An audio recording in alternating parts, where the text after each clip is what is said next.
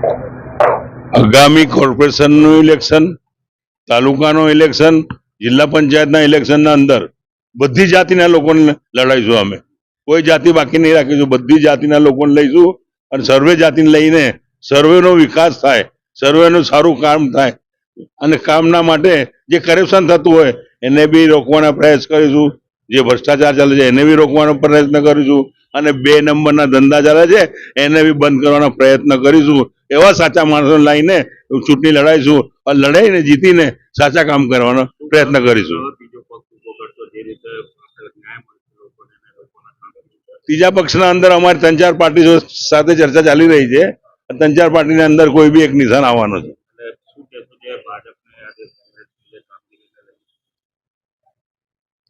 ભાજપ ને કોંગ્રેસના વિરોધમાં કહેવા નથી માંગતો, પણ ભાજપ ને કોંગ્રેસના અંદર જે કામ કરનારા ભ્રષ્ટાચાર કરી રહ્યા છે એમને ઉઘડો પાડવાનો પ્રયત્ન કરીશું.